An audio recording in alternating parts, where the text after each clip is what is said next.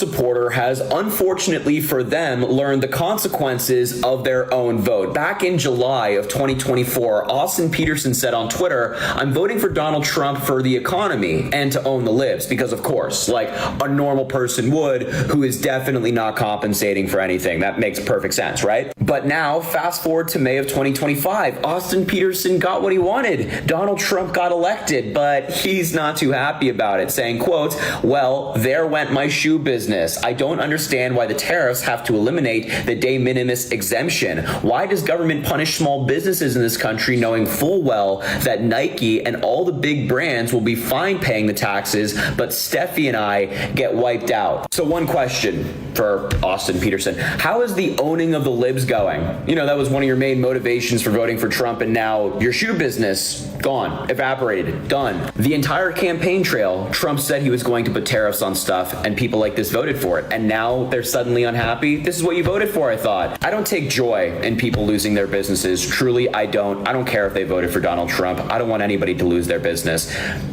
But you should have seen this coming. Another Trump supporter has... Yeah, good point. Well, I kind of did see it coming. Good morning. Rise and freedom. Yeah. It's like, do I want to have my foot blown off, or do I want to have my pinky toe cut off? That's kind of right. That's the decision that we have to make in American politics. You pick the lesser of two evils, which is what libertarians try not to do, and that's why they just vote third party, but then that's also the greater of the evils. I look at it like this. We're all in... This country is a fucking prison. And... Oh, you don't know what a prison is. We've heard other people talk about prisons and other places. And the government has their gun to all of our heads. And it's like the opening scene from Robin Hood, Prince of Thieves, Kevin Costner version, where he's in a Muslim prison and they're cutting off people's hands. Are they going to cut my hands off? Are you going to cut my hands off, or are you going to cut my penis off? You know what? Take my hands. Give him my hand, ladies and gentlemen. I think a lot of people on the left don't really understand when we're joking, because they're used to sharing their innermost feelings and thoughts. True. And like, you know, they share all their woes online. And so they're assuming that you're sharing your woes online just like they do, and that you want people to feel sorry for them just like they want people to feel sorry for them. So I think they're just like totally misinterpreting the tweets. Sure, and posts. right. They don't. I mean, and they don't understand how someone could principally support someone that you have some disagreements with. It's kind of like, which is how I used to be too. I used to be like, oh, well, I don't like how Trump is. I'm not voting for him. Like, that's totally against my morals and values and everything. Well, and you see this phenomenon, for example, when I voted for Gary Johnson, there were people who, from a principled perspective, way back in 2016, who could not vote for Gary Johnson because they disagreed with him on the issue that I disagreed with him on, which is the whole baking of the gay wedding cake, right? Right. I didn't even really know about that issue at the time, so I probably would have been upset about it too. Sure. So I disagreed with him on it, right? Yeah. If Gary Johnson got elected, had forced Christians to bake the cake, I would have been really angry with him about it. Yeah. And people would have been like, well, this is what you voted for, Austin. Well, okay. Well, you know, at least I got the tax cuts. At least somebody understands the economy to some extent. Yeah. Welcome to the Wake Up America show. I'm Austin Petersen. We got a fresh baked Liberty show for you today. Look at that beautiful woman. I just was eating a baked blueberry breakfast muffin bar. I had me some of that Quaker Oats. What are they? The oatmeal squares? Those what are so good. They're too. delicious, man. Love those things. They're like Quaker Oat squares. I think. Grandma Hazel used to feed those to me, and she would because she was all concerned about gut health, she would give them with like, what are the little seeds that you put in there? The little black seeds. Oh, chia seeds? Not chia seeds. Flax seeds? Flax seeds. My grandma used to give me flax seeds. She put flax seeds in, and she would mix cereals. She would take like Raisin Bran and put it in there, and then flax seeds on that. And my sister likes to mix cereals. And then she'd give me a few of her prunes and stuff. We'd just be pooing. Me and grandma just be pooing every morning. Oh my goodness. We'd be pooing right on time. Hey, I think a lot of libertarians would agree that gut health is where it's at. You know, gut health determines everything. Does it? Okay, so your microbiome is what determines everything. Well, that's interesting because if you ask, can you tell it by looking at someone, Stephanie? Because certainly our Department of Health and Human Services Secretary. I think you sometimes can. Like, for example, I can tell when somebody doesn't use very good shampoo because their hair just looks really stringy and gross. But you can tell the people that use really nice shampoo because their hair is always like soft and shiny. So yeah, you can tell some things. Justin's in the chat says Grandma was a cereal mixer. She was, and he will be on the show with us today. Justin's on the show, ladies and gentlemen. Steffi, that's just a polite way of saying they have their head up there, whopping their ass. We're saying some bad words this morning. Sorry, guys. We don't want to be vulgar, but can you tell someone's health by looking at them? I think so. Can you tell if they have mitochondrial DNA? I don't know what this word is. We all get our mitochondria from our mom. And I know what a healthy child is supposed to look like. I'm looking at kids as He loves looking at healthy children. walk through the airports today, as I walk down the street, and I see these kids that are just overburdened with mitochondrial challenges, with inflammation. You can tell from their faces, from their body movements, and from their lack of social connection. And I know that that's not how our children are supposed to look. This guy should be pushing pencils in Iraq. He should not be the Department of Health and Human Services And Secretary. how healthy does he look? He looks- I'm sorry. he- How he healthy looks- does he sound? He looks and sounds terrible. He sounds like he's dying. He's got an R after his name, though, Steffi. You cannot criticize. Junior? Kennedy Robert F. Jr.? Kennedy Jr. Yes. Can you tell somebody who's retarded by looking at him? Sure, they got the extra chromosome. They look a little down. Robert F. Kennedy Jr., he can see into your spirit, into your heart. He can tell what's going on. I mean, I agree. Wait a minute. What the hell is a mitochondrial challenge, Stephanie? Well, I always heard you get your mitochondria from your mother. Mm-hmm. You know, the mitochondria is the powerhouse of the cell, right? When you're like studying the cell in science class. The mitochondria is that That's big one. right. That big one right there. Mitochondria. It's the powerhouse of the cell. Yeah. Or am I Okay. thinking of the nucleus? I don't know. But I haven't learned this stuff since high school. But it's the powerhouse of the Stephanie, cell. you're so funny. I love you. My wife and I, we laugh all the time.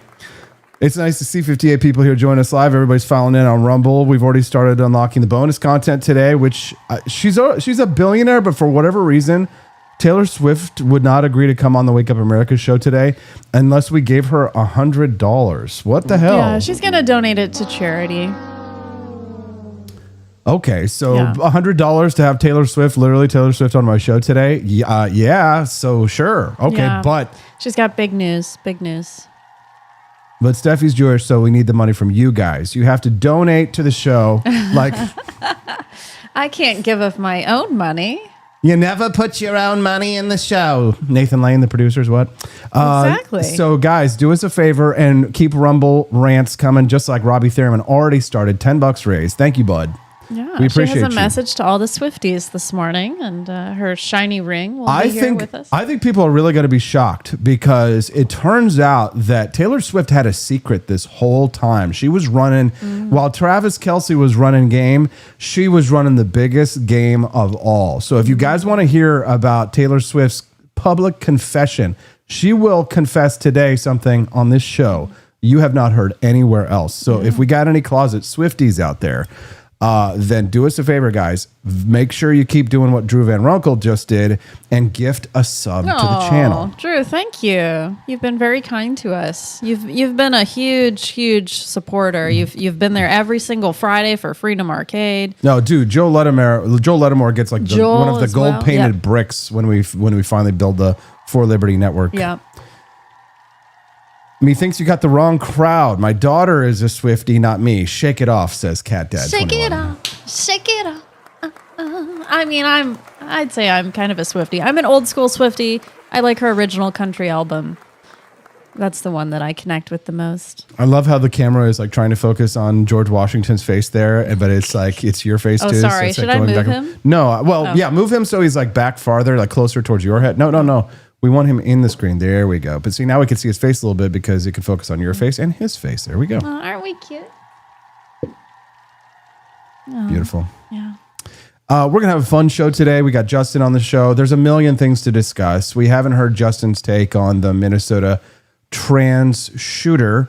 We're going to talk about that this morning on the show with Justin. We've got, we've got a million stories. I've got a million clips. Cardi B, Taylor Swift will be on, guys. So keep those Rumble rants coming. I'll try and tally them up as we go through. $15 raised. Once we hit 75, that unlocks the first phase of the bonus content. And then if we hit $100, then we will literally have Taylor Swift on this show today. Literally. And so keep Rumble rants coming, or do what, honestly, I don't know what's going to happen to our business today. There could be major, massive changes.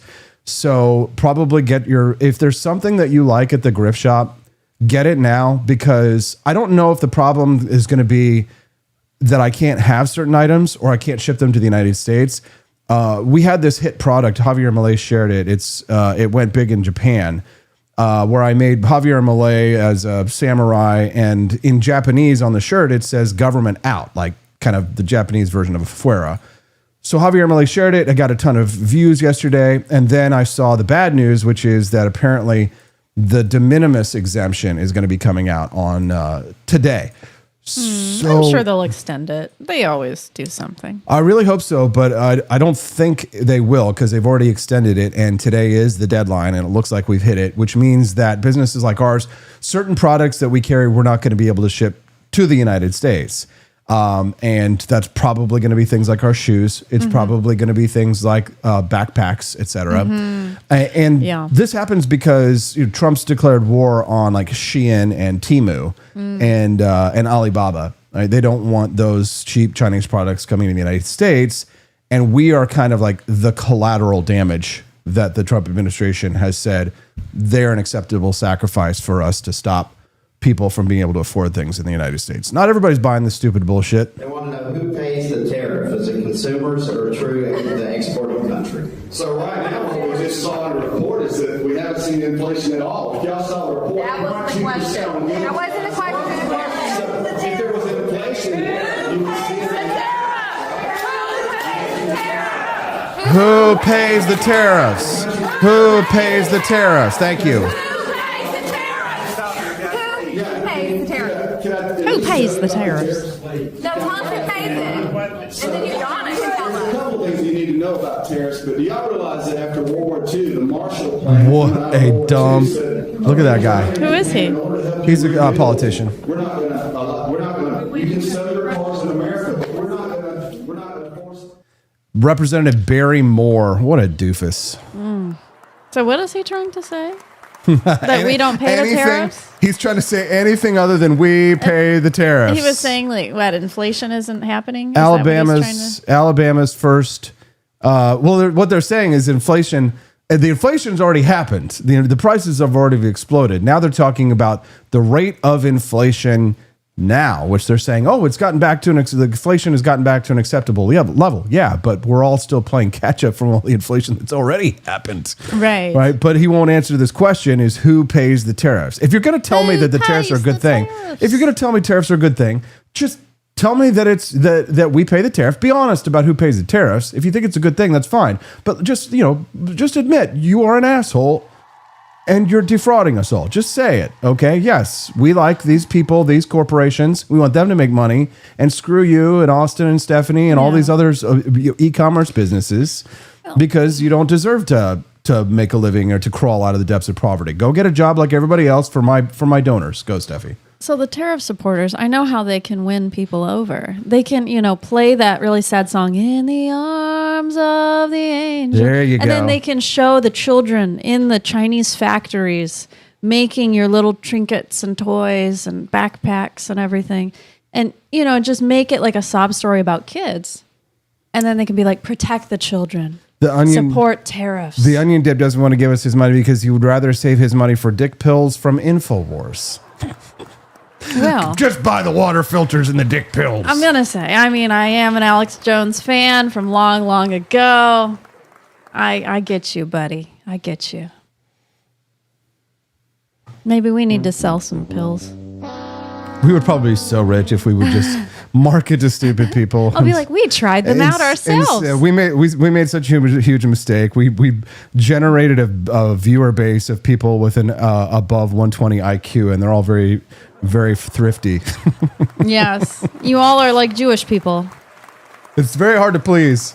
But the fact that we have like over 4 stars or something on our website for our reviews is actually a miracle because honestly, it is really hard to please like our audience. Joni Like Rank. we get people giving us like 3 stars, not because they don't like the product, but because they like don't like how much they paid for the product. Well, and it's yeah. just like they're like, I love the product, but I paid too much. It's like, well, that was your choice. Yeah, to pay we that did. We much got money. our first kind of like I Yeah. got a text it sent me yesterday. It said, Austin, you got a negative review on the Grift Shop. I was like, a negative review? I was like, what did we do? Oh no, I got to fix this right now.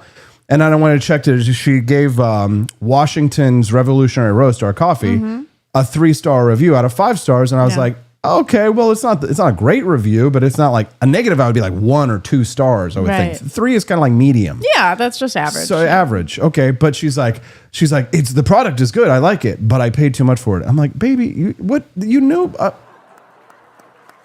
That was your choice. I'm sorry. The thing is that we have to sell expensive things to rich people so that one day we can afford to sell cheap things to poor people. That's how you start a business, at least in terms of sales, mercantile. Yeah, it's all about the margins, guys. Like, it may seem like something is very expensive, but I can tell you, we literally Dude. make maybe $1 or 2 on the coffee. Yeah, we if literally, that. exactly. Our margins are so scant on that. And here's the thing: we checked our competitors' prices. It's the same. I can tell you why it looks different. It's because at first it looks cheaper on their main page, but once you get to the shipping section, Yeah. they charge you shipping. Exactly. So it's the amount you see that's lower plus the added shipping, whereas ours is all fees included, probably minus tax. And then, then you go to your shipping cart and there's no surprises. You're like, oh yeah, free shipping. Cool. I know the price. Right. And so we kind of just figured that psychology wise, it's better for people to just kind of like see the price up front. If you have sticker shock and you go away, okay, I get it. But if you go through the process of the cart, you're not going to be surprised. You're going to see a little tax, right? Because the government puts a gun to our head and forces us to collect that. But if you see the price on the site, that's the price of the item, shipping included, and you're not going to be shocked when you get to the end. You're not going to have sticker shock at the end, which is where most people abandon their carts. Oh yeah. So it's just really hard. The thing is like, do you want to be? There are a lot of people, they make good livings who working for someone else, Yeah. and in this, what you will learn is if you ever leave a job where you have stability, security, 401k, maybe you make a decent living, you get a regular paycheck, right? You think you're stable, but maybe you're really not. But if you ever try and leave that world, the government is allied against you. Like there are armies waiting for you. If you dare to step out of line and try and start a business in this country, you are going to get from left and right, from every direction, Republicans, Democrats, libertarians. Everything is allied against you to try and stop you from succeeding. There's so many. They're athletes. I have less respect for athletes than I do for successful business owners because the amount of hoops, the amount of hurdles that you have to jump, it's nothing in track and field compared to the hurdles that you have to jump. Just to like do business itself, all of the taxes that you have to pay. I mean, how many The licensing. we pay the most amount of taxes in terms of like number of taxes I think that you can pay in the United States, not overall in terms of quantity of money, but like the payroll tax, the self-employment tax, the sales tax, the use tax, all the property taxes, quarterly taxes. It is And then insane. if you don't give enough quarterly taxes, then you have a consequence at the end of the year, and then you get a big, huge tax bill. And then So it's like a surprise. You're Right. like, oh, am I paying enough? And they're like, we won't tell you till the end. And like the jobbers they're just every 2 weeks, right? They get the withholding. So it's like, so it's they're already taken out for you. they're kind of anesthetized to the real force, the power. Like I said, the armies that are waiting. And then if you can even afford to pay all the taxes, then you got to comply with the regulations. Yep. Right. And then people on the Republican side are trying to act like they're doing our country a favor by raising these tariffs. And then now that I saw Josh Hawley's talking about, let's give tariff rebates to everybody, right? So just don't What? take the money from us in the first place, you stupid Right. assholes. Just stop robbing us. But again, we're as Americans, we're pretty stupid. We, not you guys listening, but most people are. And when they see like a coupon or a refund come back, they're like, oh, money, it's free. You know, like the COVID checks that we all got. It's like, oh, free money. No, that came from your taxes. Yeah. That was yours. But it just feels good to get money back. Yeah, it's a shame how little like people really understand Like a this tax system. return. Yeah. Oh, yay, I got my tax return. That was yours. That's not a return. But okay. Robbie Thurman says, I get it. Joining the family business slammed me to the far right so fast I made a sonic boom. That's funny. Not to mention the nonsense required to have a few backyard chickens. Oh, yeah, St. Selma, I don't know if you're from Missouri, but we get charged per chicken in this state. So that's a property tax. So Yeah, not to mention zoning laws. When I lived in Michigan, most cities did not allow chickens. And if you did allow chickens, you couldn't have a rooster and you could only have like 3 chickens. And it's just like so hard to remember all the rules. And thank you, by the way, for that donation, St. Selma. We appreciate you. And it's been great to have you thank join you. in our community. Sonic boom. Dun, dun, dun, dun, dun, dun, dun, dun, dun, dun, dun, dun, dun. Now, I don't want to say that Gen Z has given up on life entirely, but if you ask one of them what their 5-year plan is, they'll blink twice, sigh deeply, and say, hopefully I'm reincarnated as a dog with health insurance. We've got a problem. This is the title segment today, guys. A real problem, one that even full espresso and therapy cat can't solve. Gen Z is checking out from jobs, ambition, from the American dream. They're not even going to try and compete.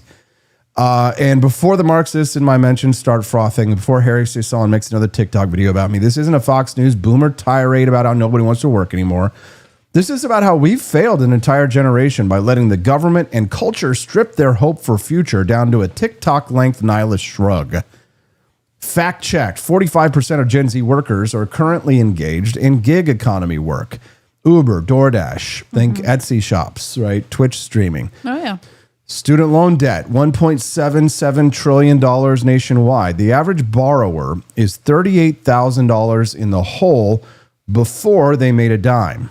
And mental health, 7 in 10 Gen Zers say anxiety and depression are major problems in their life. Oh, yeah. Home ownership among 25-year-olds down 20% from millennials at the same age. So this is the generation, they were told to go to college, follow your passion, everything will work out. I mean, Daniela talks about this a lot. She's Gen Z.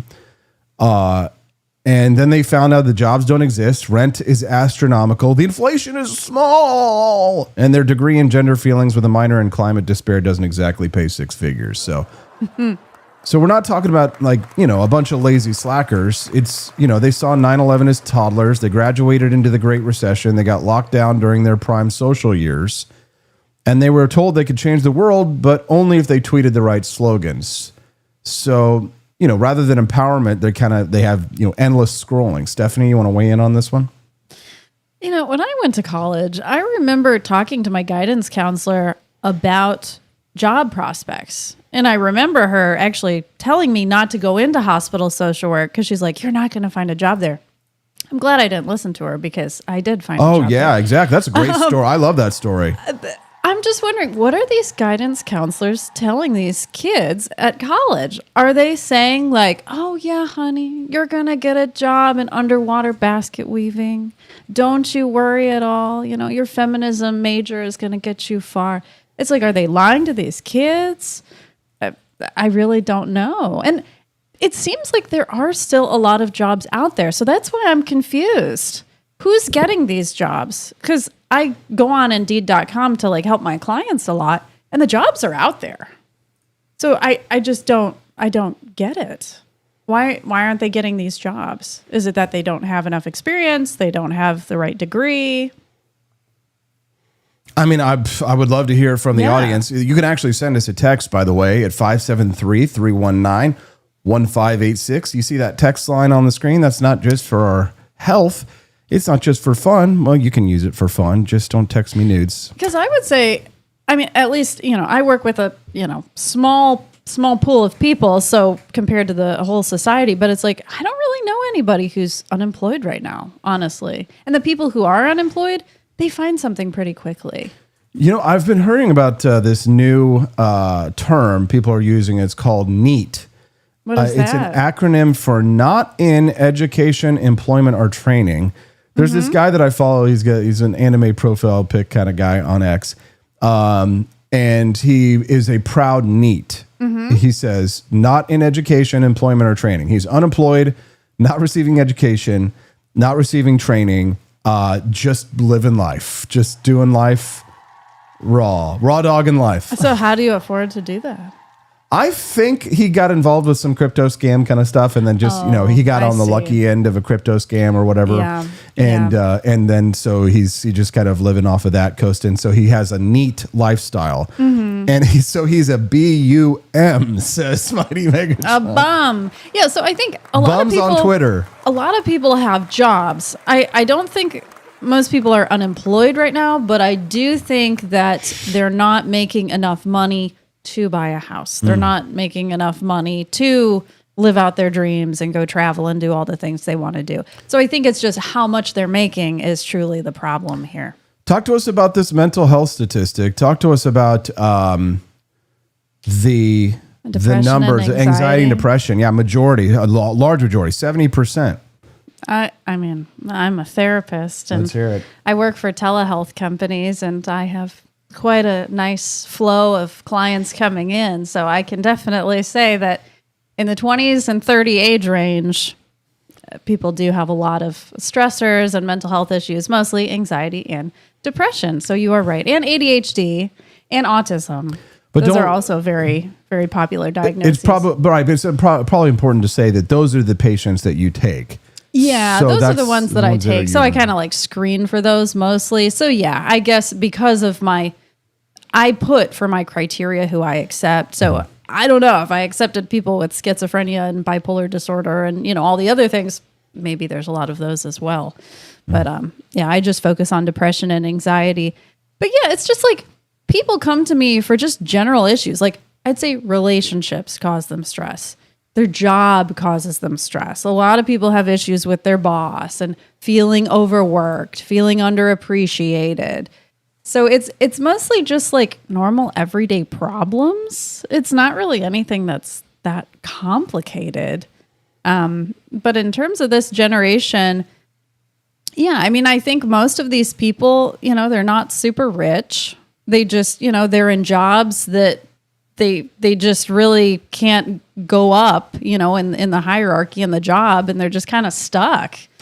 One of the things that made me choose this segment to discuss was that there was a CEO who was talking about why Gen Z feels this way. And she says that it's because what we call it Doomerism. It's a term that's, this is not a term that normies might be familiar with, but Doomerism is the idea that there is no hope, there is no future, there's no reason to look forward. So one of the reasons that this discussion has come up is because amongst Generation Z, it's common for them not to believe that there will be opportunities for them in the future, that there is no American dream, that it's dead. Steffi, do you feel like that's something that like the sense of impending doom is common amongst young people who seek therapy? Yeah, I mean, I think they want something more. They tell me that all the time. Like, I wish that I could be happy. I wish that, I could do all of these different things and fulfill my, goals. But they feel stuck, because they're just in this job. They don't know how they can ever make more money. They just don't think outside of the box. They're just kind of like stuck in the life that they're living and they don't know how to get out. So yeah, I think there is like this sense of I want more and I don't know how to get there. Please help me. And so then I push and I say, hey, maybe you can, go get another degree that's going to make you more marketable in the world. Hey, maybe you can go switch to another job.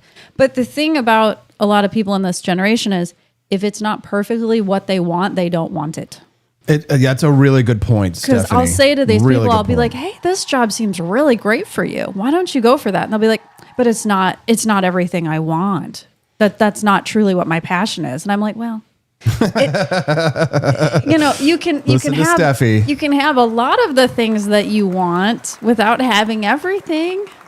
So it's not all good or all bad. It can be something in between, and you can be a little bit happier than you are now. Well, it's kind of like that all or nothing attitude that a lot of people have when it comes to politics. If the candidate isn't 100% of everything that I need them to be, then I can't vote for them, and it's despicable that you would debase yourself in such a way. There definitely is like a snobbery there to some extent. So people definitely can be very stubborn to change things in their life. You know, you get used to just being a certain way, and change is hard. Change is scary. So I get that. And so, I feel like a lot of Change these is kids, terrifying. they don't like change. They just like to be stuck in the position they're in. We you know what? We should have done a whole thing on this one. If you're listening to the Wake Up America show live this morning right now, pat yourselves on the back, and we'll pat ourselves on the back because this is officially today. This is the 3-year anniversary of the Wake Up America show. Oh, really? Like literally today. Oh my goodness. Wow. Because Labor Day comes at different times every year. Because when we first started, it was literally like the day after Labor Day. No, I think we did like the first stream, which was like a test stream for it. Oh. We did it 3 years. We did it like the Friday before Labor Day, and then after Labor Day, we kicked off like Tuesday or Wednesday. We started the whole show in earnest, and man, there's a long list of names of people that I have to thank. Well, I'm so glad I could be here, and Justin can be here today to celebrate. Look at where we've come. I mean, just imagine. I would have put this together and I could probably even use ChatGPT to like put the timeline together. But we could just say we started with one show. Now we have 4. We published 2 children's books. We've taken over the world with Javier Malaya Fuera Sneakers, which, by the way, Joel Lattimore just unlocked the first phase of the bonus content. I see you, Joel. Which means that we get to watch the mini documentary today, which will be a lot of fun. Gosh. Thank you. Thank you, Joel. And then we are only $8 away from unlocking Taylor Swift. Are on you the kidding show me? today. We've gone that far already? What happened? That far, that fast. Yeah. Whoa. Wow. People are really excited today. Yes. And we have a giveaway today as well. We do. Because it is the end of the month. And being a subscriber, you are entitled to be entered into drawings for prizes monthly. We thought it would be fun because yesterday Javier Malay shared our Shogun of Liberty Malay-san Samurai shirt to the world. So we're going to give away a Shogun of Liberty Malay-san Samurai shirt to one of our monthly subs. So if you guys are here with us today, if you have a red castle symbol logo next to your name in the chat. Thank you, Robbie Thurman says happy anniversary. Oh, thank you, Robbie. That unlocked the bonus content. Aww. So we will have Taylor Swift on the show today. Thanks, guys. We appreciate it. Oh, and someone asked, you had a guidance counselor in college. I guess they weren't called a guidance counselor. It's called like an advisor or something. But basically, career advisor or something. They're like a counselor helping you figure out what degree is best for you and, because I had internship placements in my degree in social work. You have an internship in your bachelor's program. So that's what my advisor was helping me with. Yeah. So just to clarify. So because we've unlocked the bonus content, guys, I am going to play that before Justin comes on. Justin will be here in about 24 minutes from now, which is going to be fun. We're going to hear his thoughts on the trans shooter in Minnesota. I know you guys will appreciate that.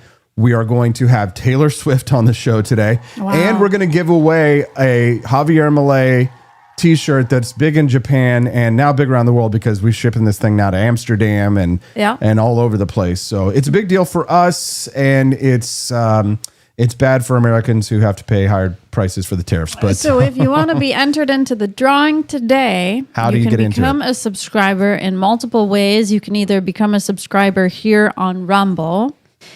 You can go to wakeupAmericaShow.com/support and you can become a monthly subscriber as well.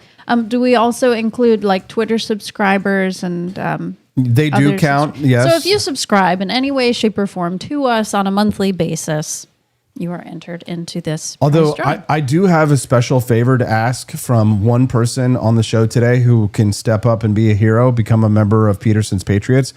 We did lose a member of Petersen's Patriots yesterday. They had to cancel their subscription, and that is at the $17.76 a month donation level to the For Liberty Network. Mm-hmm. As you can see, we use your money wisely, and we've grown this network. We've added more shows. We've got exciting things that are coming. So it's not like, we take the money and run. We put it to good use in fighting for liberty, or it goes to feed the little redhead baby that you get to see every once in a while here on the show. So it's a good cause. And if you care about the ideas of economic freedom and personal liberty, and if you love the Wake Up America show, and if you're not a monthly subscriber yet, then we would be very grateful if you would step up and replace our lost Peterson's Patriot. Step up, join the Peterson's Patriot Army today. How can they join Peterson's Patriot today to replace our lost Patriot, Stephanie? Where do they go? WakeUpAmericashow.com/support. That'll take you to our donation page. You can give a one-time donation, or you can go down and you can see all of our different tiers here. And if you're 1776 or higher, the cool thing about that is that you get our holiday card that comes out every single year. So that's very special. It's a card that we hand mail to you. And you are entered into our prizes to win prize drawings, and we also give you guys a 20% discount at the shop. Sometimes people use it. A lot of people don't, actually, and I know they're entitled to, but I think it's because they just want to help grow the network, which is growing. Oh, absolutely. And thank you guys for all you've done for us in the last 3 years. And many of you have been members of Peterson's Patriots from the very beginning. So look, can we give it up for the OGs? Yay! Thank you, guys. Thank you. Oh, and just to answer, Joni Rankin said, Steffi, do you think it is fashionable to say I have a mental illness? I think so. It definitely will help you fit into society nowadays because everybody's talking about all of their problems. So I think among this younger generation, it probably is fashionable. And honestly, like I've heard from a lot of my clients, they're like, I'm afraid to get better. Because then what? Lazzie Fairbra gave $1. Thank you, sir, and said, glad you left KWS and started this. Me too, brother. We are having, Stephanie and I are having the time of our lives running this show and this network. And just this week, speaking of growing, we added a new employee. So we definitely need the Peterson's Patriot subscriber. But we added a new member to our team to grow the For Liberty Network. Now there's 4 of us who are working. Yeah, that new person costs us way more than $17.76 a month. They do. So it just makes it a little hard. A little more milk out of. We'll just thin out Hazel's formula a little bit more, and then we'll be able to afford it. So, but we're making it work, guys, and we're appreciating people like yourselves. 3 years ago, I hit the go live button in a back office of a speakeasy where there was a very strong smell of beer and vomit. And look at us. We didn't just build a show. We've built an entire network. And it's been because of a lot of the people who are here right now. If you've got a red castle next to your name, especially, or if you've been a member of Peterson's Patriots, or if you are a member of Peterson's Patriots, you have helped us get to this point right now. And this is one of the most competitive things to do in the whole world. And you're making it happen for us. Thank you. Absolutely. I hope you feel like we step we've had viral moments. We've had ups. We've had downs. We've had, we've had incredible stories that we have followed through. We've become authorities on. The Javier Milei in Argentina has been one of our big ones. We created Freedom Family Fridays. Our audience loves it. And then we've created T-shirts, stickers, coffee. We created a whole coffee brand, coffee subscription business. Tea. We've got Daniela Pensack. She's the host of Culturama. Judge Napolitano's merch line. Walton and Johnson, the Brian radio station Piotr, in Texas. King Libertarian. Brian Piotr. The new For Liberty Network. Then Freedom Arcade. We added and BB for Liberty. The Battle of Athens documentary that we were closing in on towards the end. We went on the DC trip. The Washington, DC Liberty DC tour. trip. Yep, right. We published 2 children's books. And we somehow had a baby. And we had a baby, and we raised that baby, and we've also grown our Discord into another new Freedom Army. Wow. Talk about reaching your goals. I love it. It can happen. Truly, I always say happiness does not find you. You have to find it, and That's you have right. to reach out and grab it. I right. truly believe that because a lot of people, especially in this new generation, they wait for happiness to come to them because they're told that they're entitled to it. It doesn't come. 4 shows, 1 mission. Wake Up America, Morning Fire with facts and fun. Liberty Tonight, Late Night Liberty with laughs. Culturama, Retro Culture, Bold Commentary, and the Freedom Arcade Tonight. Based gaming, uncensored. A nationwide audience, over 7,000 Rumble followers, thousands and thousands of products shipped from the Grift Shop, and an ever-growing crew of Liberty warriors like T-Mill 22. who tune in, rant, buy, clip, share, and keep the stream alive. So from the bottom of my cold capitalist heart, everyone, thank you. And a very special number one thank you to Stephanie, my ride or die. Give it up, everybody. Oh, thank you. Thank you so much. 4 more years. 4 more years. Yeah, I know, right? Every show should get 4 years. And then at the end of 4 years, you decide, should we keep going? Every day we unlock the bonus content, I'm like, this show, we're on, baby. We're golden. We're going to, this show's going to be on next month. And the rare time, there's been like twice that we've not unlocked the bonus content ever on the show. And I'm kind of like, oh my God, what's going to happen to us? And then the next day, everybody just roars back. We appreciate you guys. I know. You guys have been roaring these past few days. You certainly it's very have. Interesting. And it just so happens to be the timing when we have on this smoking hot redhead. Interesting. T-Mail22 says, having you two singing your wedding song at the end of the show, cruising. You know what? We should have Taylor Swift singing it solo. Oh my gosh.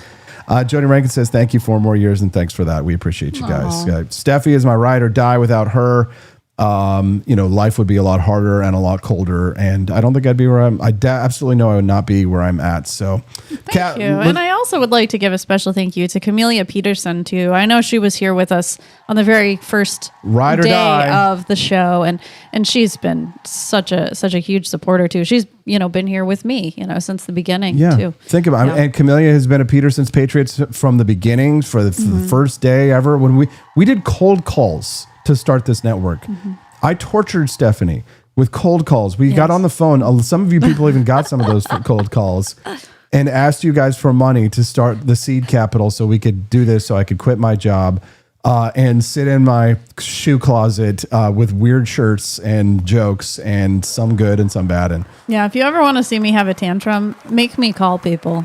That's a good way to That's like the only time upset. where Stephanie's like claws come out of me. But thank God we did. Thank God we did. Because like I said to her, I was like, Stephanie, the fact is nobody's going to give us anything. They're not going to come out of the blue. We can talk into this microphone all day long and beg for money. And sometimes we will get some like we do on the show.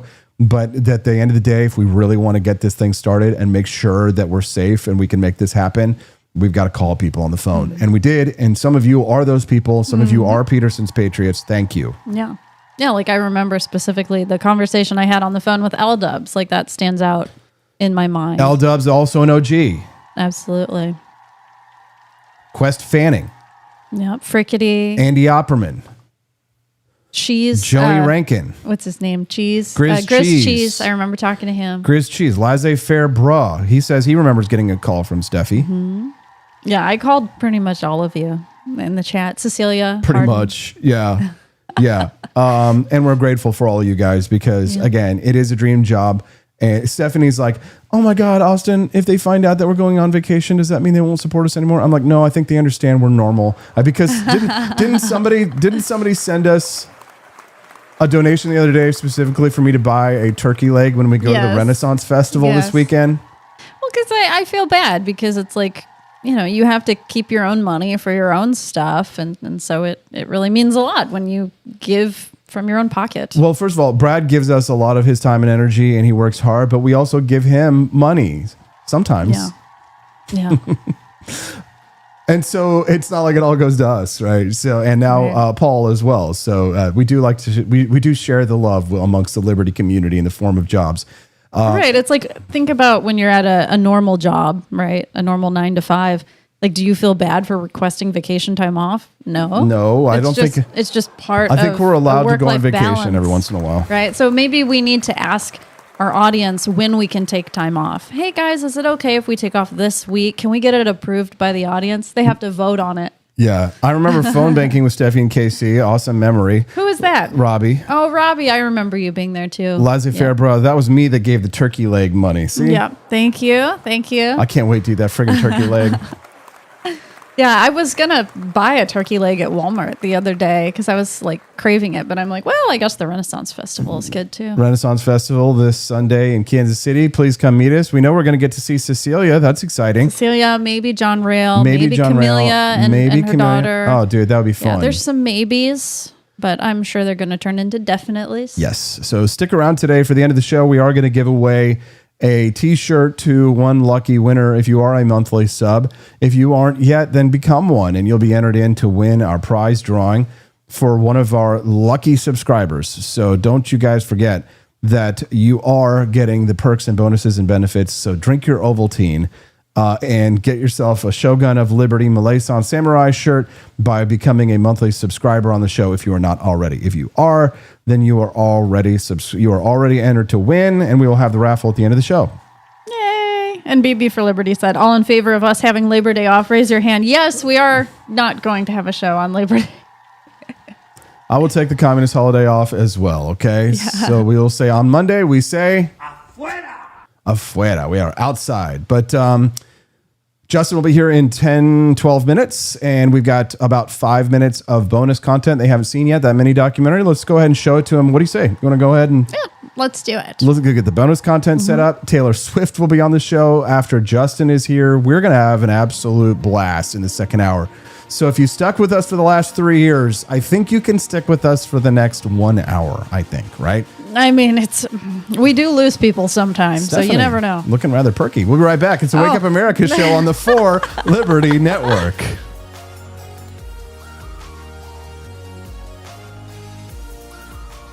What if you were only allowed to make one purchase of printers, signs, or gear for podcasts per month?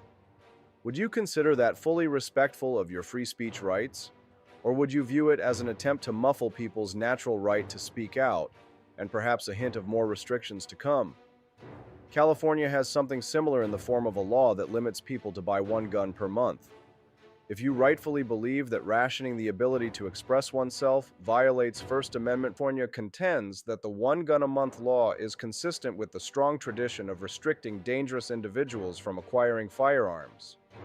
She notes later that California acknowledges, as it must, that not all Californians are dangerous, but that California's law primarily impedes nearly all individuals from acquiring multiple firearms. The historical laws that the state cites as precedent for its one gun a month restriction are all more limited in scope than the California law, Forrest emphasized. Some of the historical regulations prohibited only a specific group considered to be dangerous from acquiring or possessing firearms, laws targeting Indians, foreigners, and the intoxicated. The historical law that came closest to the California law, according to the court, was a Virginia restriction on the carrying of more than one gun and 10 charges of powder when traveling near any native town or more than 3 miles away from an English plantation. But that law restricted only the number of guns that could be carried, not acquired. It was also in effect for just a few years, over a century before the founding of the United States.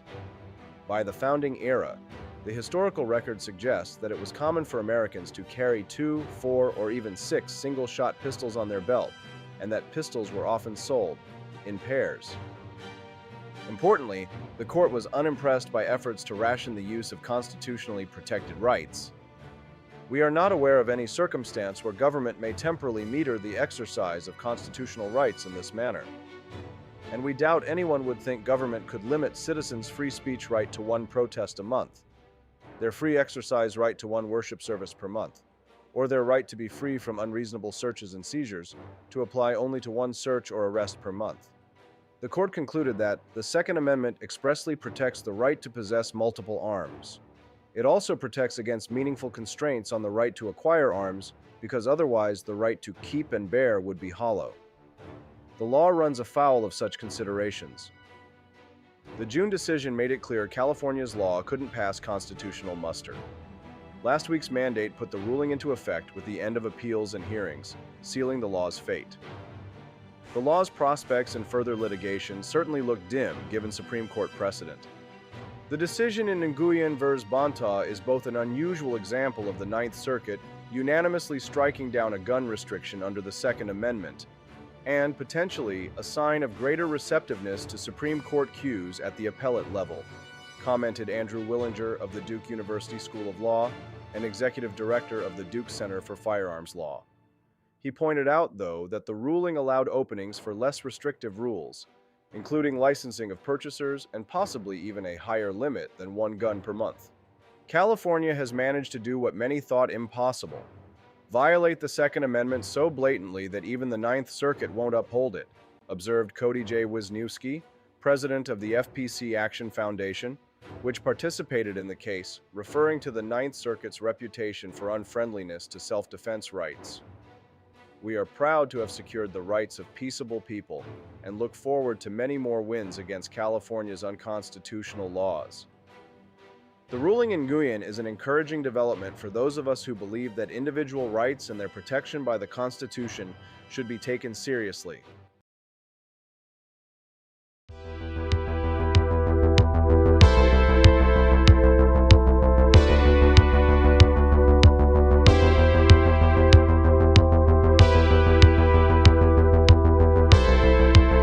Are you tired of the strange radioactive effects of leftist culture? Do you ever wonder what happened to good old-fashioned American values? Well, fear no more, because there's a new force fighting back against the cultural rot of today. Introducing Culturama, a right-of-center talk show that's taking back the future today. Hosted by none other than blonde bombshell herself, Daniela Pensack. She's not just talking, she's taking culture back, with sharp takes, brilliant guests, and a few surprises along the way. Tune in to the live video podcast twice a week, because the future doesn't have to be weird. It can be Culturama. If there wasn't going to be somebody who was a fiery champion of liberty, somebody who would get out there and who would be aggressive, and if they wouldn't do it with more fire or passion than I had, then I would go and I would fight this battle for us. I've fought for the principles that we all share. Parties tend to be secondary to me. We're here because we believe in the principles of liberty. I am not a perfect messenger, but I think I'm a damn good one. This is a replica of our first president's flintlock pistol. You have my full support, my respect, and my gun.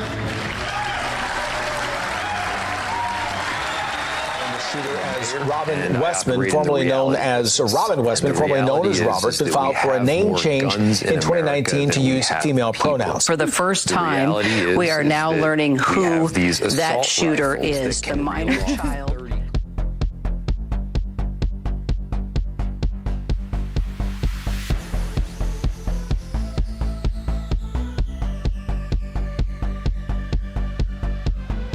Robin Westman, formerly known as Robert, been filed for a name change in 2019 to use female pronouns. For the first time, we are now learning who that shooter is. The minor child, quote, identifies as a female and wants her name to reflect that. She identifies as a female and wants her name to reflect that identification, was underage. It's now Robin Westman. Robin Westman, 23 years old. When you have mass shooting investigations so often, there is a pattern. I think police are trying to get after that tonight. You know, you see obviously some real clues here as to what a motive could be, but they're not saying formally what it is yet. We don't have a motive at this time. It's unclear what the motive was. Again, there's just nothing specific in the evidence that's been recovered. There's no information, nothing specific to identify a specific motive, but they'll be continuing to talk to people to see if there was a flag, if something may have popped up that they can look into. There's no clear motive, and that's what we want to know.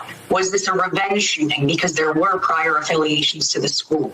Is this notoriety? The shooter identified, we are told, as female, legally changed their name from Robert to Robin. There's no connection yet from that to the motive. I don't believe that how the shooter identifies currently in this investigation right now is of significant importance. The mayor also calling on people to, quote, stop villainizing the trans community after learning that the suspect, who was born male, identified as female. Spoke about this so profoundly and powerfully. I have heard about a whole lot of hate that's being directed at our trans community. Anybody? Hold on a second. I got to do my Brad Palumbo thumbnail face. Ooh, welcome to the Wake Up America show, everybody. Looking very good and very nice, pineapples. Justin Petersen live on the show. Hi, Justin. You got that joke, didn't you?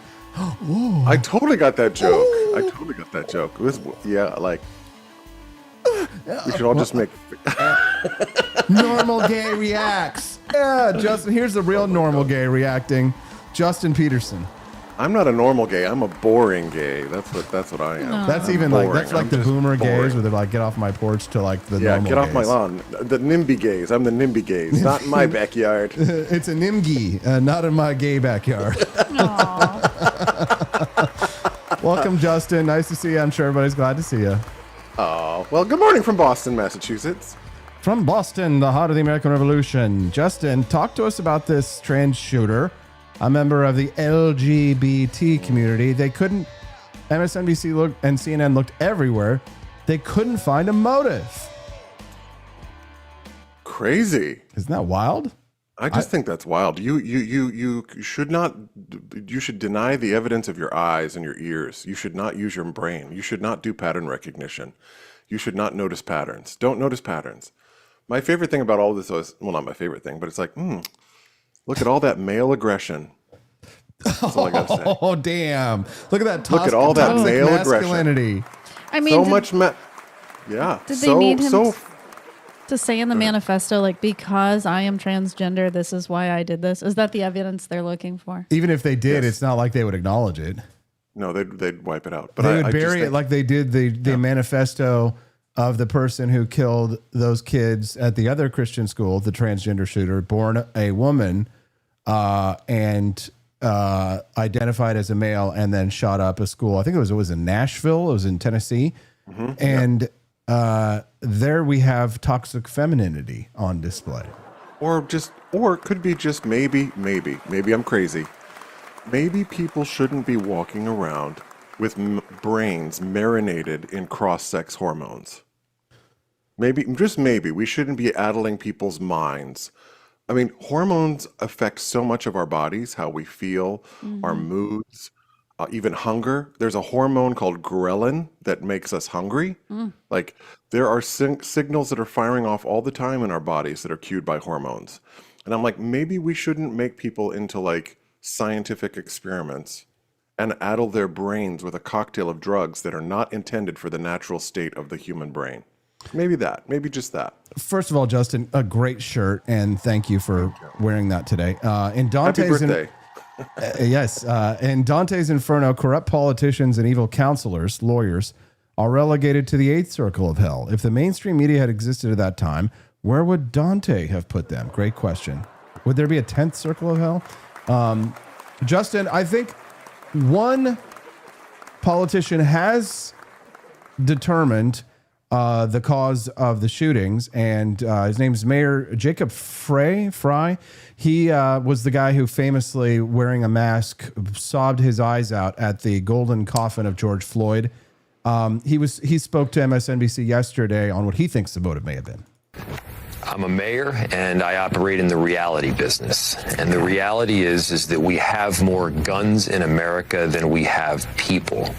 The reality is that we have these assault rifles that can reel off 30 clips in conjunction with a magazine 30 before the clips. person even needs to reload. Even Stephanie The reality knows. is that these guns make their way into cities across America by the trunk load, and it's Justin, he can unload 30 clips at one time. Your reaction? Y'all, he's in the reality business.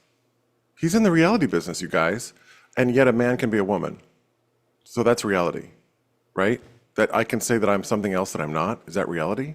Or whose reality are we going to choose here? Like, what? Can I say No, what thank a you. clip is? Go ahead, Steffi. I love it. I'm going to get a clip while you do that. Go. Yeah, because I load your clips. Okay, so a clip is like this little metal device, and you load the bullets into the clip, and then you use the clip to load the bullets like inside of the gun. So like the clip is not a magazine. A magazine is what holds the ammo inside the gun. That's Stephanie. You're so sexy when you talk like A clip just Austin, did you holds just get a bullets. boner? I got a little bit of a boner. Can I say where I learned this? Where did you learn it, Stephanie? You made a video years ago explaining the difference between a clip and a magazine. I think it was on Facebook. Yeah. And it was a wonderful, informative video. Can we see that clip real quick? Yeah. Anyways, so clips. So you can shoot 30 clips at one time. It would hit them in the head. It wouldn't kill them if you shot this entire thing at them. But if you did shoot them out of a gun one at a time, if you put the clip in the magazine of the gun, which is inside of the gun, then you would actually be able to harm someone. But they don't know what they say, Justin, and yet they say so much. Truly. I have no words. I mean, I just don't have words for this. I'm at the point where I'm like, they keep talking about transgenocide. I'm like, yeah, exactly. That's exactly what's going on. It's like people are dying because these people cannot ascertain reality. I'm getting very unfriendly to these things. And they're like, well, you're transphobic. And I'm like, well, I'm getting there. I'm getting there. I firmly believe, look at each situation individually, but there is a collective element to this because it's clear that this one group of people, they tend to have these certain beliefs. It's common among most all of them. So that's the problem is these ideologies that they have. Well, it's a cult. Yeah, it's a cult because it's like, there are outliers, which I'm always wanting to find who the outliers are. There are, absolutely. There's Sarah Higdon, there's Buck Angel. For people who know who that is, there's also Blair White, and these are rationally minded people who see that the hysterics are not working. They see that the histrionics are not working, the grandstanding is not working, and they're trying to pull the community back. I mean, as you said, we've talked about before. There's even factions of the LGBT community that are saying, you know what, get rid of the T. Get rid of it. We don't want to be part of this community anymore. Not that even I agree that there is such a thing as a community. I reject that notion entirely. I reject the idea that there's some sort of community. There is no community any more than there's such a thing as a white community. White or black community. People are individuals. They don't come together and go, oh yeah, I'm a part of this. No, you're not. I'm not a part of any community that I didn't sign up for, right? I don't agree with that idea. Because it's like groupthink, and it's like everyone's now the same, and we have to all think the same, and we have to be in solidarity with each other. I'm like, no, we don't. We're individuals. We have the right. There are Muslim gay people, there are Christian gay people, there are Jewish gay people. I think we're not we're not collectivists in that way. We're all different, and we need to acknowledge that we're all different. We don't think the same way.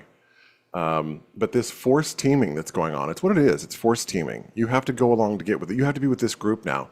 It's that Dave Chappelle comic joke, right? It's like that. I don't know if you ever saw that joke that Dave Chappelle talked about the LGBTs on the car, and like how all the LGB are all resentful of the T in the car. They're like, how did you even get in this car? Like, how did you even end up in here? How did we get here with you? Did you guys read the article that showed that he regretted that he had ever gotten into it in the first place? He said that he was sorry that he brainwashed the killer, Robert. He was sorry he got into He was sorry that he had ever brainwashed himself with the gender nonsense and taking the hormones. Really? Mm-hmm. Gosh. He said he wished he had been. He said he wished he had been born a girl. He wished he was a woman, but that he could never be one. And that is, I think. Well, that's a rather telling tell, isn't it? Yeah. That he knew he couldn't be a woman. Oh my gosh! Wow, I had no idea about that. Wow, and I'm sure it's no secret the church shuns a lot of gays, transgender individuals. They shun that stuff. So it's like, okay, coincidence that he went to a church? He's angry. But they also shunned women. They also shunned women for centuries, and women didn't go bombing churches. No. Women didn't have anything in the old days of religion, and we don't see women rising up and like bombing, temples and synagogues, sure. and I'm pissed off. That didn't happen. Right? Yeah, it's not an excuse, for what he did, but I can understand why he's angry. Nelson says, "Amen, Justin. We are all individuals." Justin, what about we talk about chemicals. Our Department of Health and Human Services Secretary, he's got a theory he's spitting up. Take a listen to this. Prevented, and we're still trying to get a lot of answers to a ton of questions. But the one thing is clear: you are dealing with a person who's trans, that was transitioning. Are you going to be examining at all some of the drugs that are used in order to make that transition happening, to see if it plays a role? Because we also know there was a trans shooter in the Tennessee situation. Yeah, we are doing those kind of studies now at NIH. We're launching studies on the potential contribution of some of the SSRI drugs and some of the other psychiatric drugs that might be contributing to violence. Many of them on there had black box warnings that warn of suicidal ideation and homicidal ideation. So we can't exclude those as a culprit, and those are the kind of studies that we're doing. So all right. Well, there you go, Justin. Thoughts on the drugs themselves as a culprit? Well, that's what I was saying. I mean, I think that what you have in the transgenderism is you have already a mental illness, someone who thinks that they're in the wrong body, that's layered over a personality disorder. Okay, because like you were saying yesterday, I think it was yesterday, or was it yesterday, Stephanie? You were on talking about the it show, yesterday, and you were yeah. talking about how there's always these other concomitant things that come along with it. It's not just this one thing. Right. It's this plus a cocktail of other things that are going on. And, and that's all exacerbated by this neurobiological and the neurocognitive impact of stratospherically high doses of synthetic wrong sex hormones on the body. And what he in particular was talking about, RFK Jr., he's talking about SSRIs, so he's talking more about like psych meds, so not necessarily like the transitioning drugs. But psych meds in general have a lot of crazy side effects that people experience. And I've always heard when you're transitioning to a new medication, that's when you're most vulnerable. Like I had a classmate that committed suicide when she actually was switching medications because her medication made her suicidal. So medication definitely can do a lot of damage to people, especially when you're getting used to it. Because in the first few weeks, that's when your body is really getting used to and adjusting to the medicine. But haven't we also debunked the brain chemical connection to mental illness? Hasn't then been debunked by the science? Haven't we figured out that actually is not true? That there is no connection in brain chemistry to mood disorders? Am I right on that? I don't know that completely. I don't know if that applies to everybody necessarily. I think it applies to some people. But I think there are some people that truly do have chemicals that are, not completely normal in their body. But I don't know enough about that. We'd have to ask ChatGPT if we want an immediate answer on that one. I don't know. I don't know that we need to solve that right now. But another aspect of this, Justin, is the diary that the shooter left, the Tranifesto, they're calling it, is saying here, if I carry out a racially motivated attack, it would most likely be against filthy Zionist Jews. He then went on to call Jewish people entitled and penny sniffing before adding free Palestine.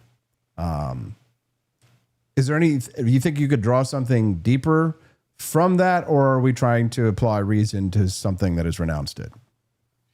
Oh yeah, I don't have anything there. It's just, these people are almost programmed. If you think about it, they're just programmed.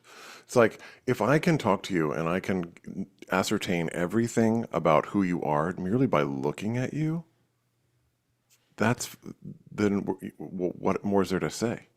Like, you look a certain way. I'm going to go, I'm going to make I'm going to draw conclusions about who you are, how you voted, what you think about things. And it seems that, when they had the Gaza protests at Columbia, there were students showing up that didn't even know what the riot was about. They didn't even know what was going on, but they just wanted to be a part of something and be like, yeah, free Palestine. And they had no idea what they were doing. So Justin, the fact that he's correlated this anti-Semitism. Stephanie and Justin, question for you both. Why don't we protect kids with guns at schools?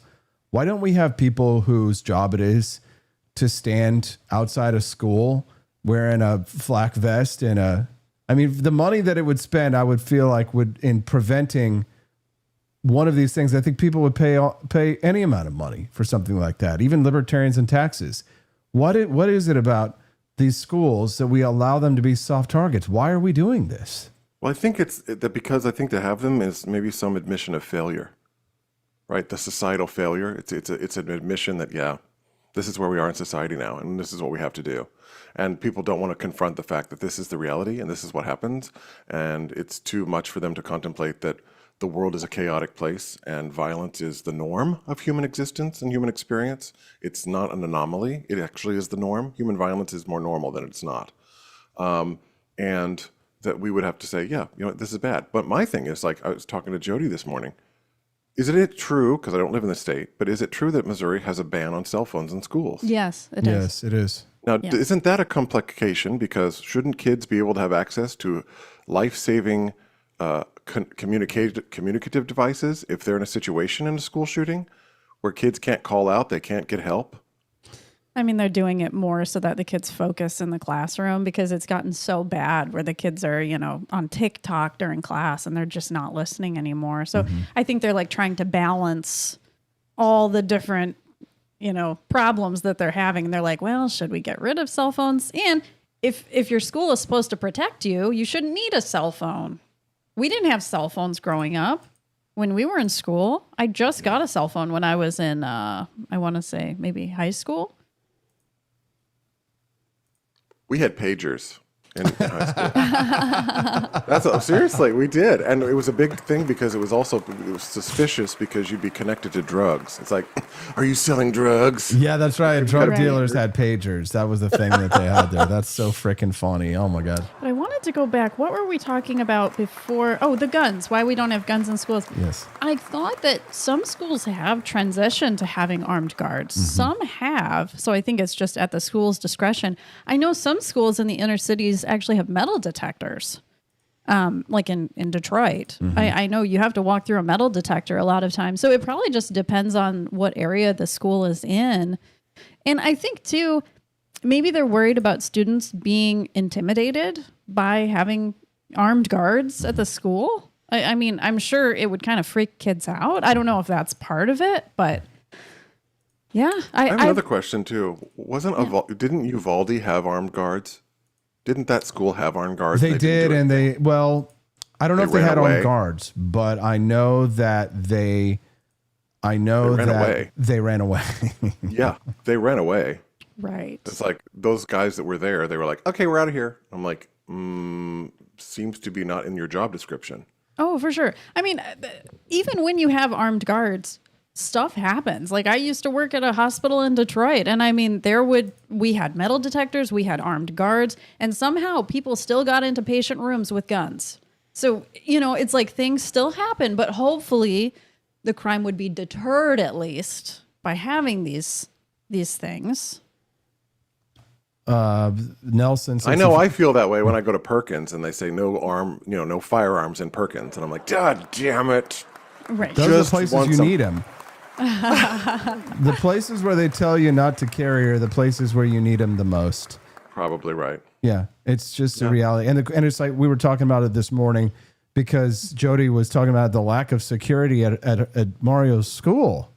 Yeah. And I was thinking to myself, we just saw a mass shooting this week, and there's not an all hands. People don't understand. People haven't taken this as a time to say maybe we need to up our security protocols to maintain our kids. And then Dad pipes in. He goes, "You can't have a gun anywhere near a school." So it just makes me wonder if it isn't better sometimes to break some laws knowingly, because the cost of breaking the law is lower than the cost of not breaking the law in a scenario where you need to protect the lives of children.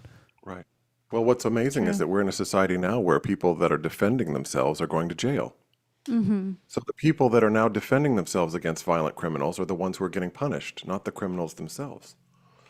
This happened in Scotland, right? The lady with the sword and the axe, that whole thing, or the guys on the Daniel Penny, right, in the New York subway, who was defending people against a mentally unstable person on the train. You know, it's like we're now you're gonna have your house robbed. They're gonna come to your house. You're gonna kill the guy that comes into your house because he tried to rob you, and then they're gonna take you to jail because you have Justin, Jen Psaki, the former White House press secretary. She said that prayer is not freaking enough. She said prayers does not end school shootings. Prayers do not make my parents feel safe sending their kids to school. Prayer does not bring these kids back. Enough with the thoughts and prayers. This was the White House current press secretary, Carolyn Leavitt, responding to that. And then I want to hear what you have to say. Hold on a moment.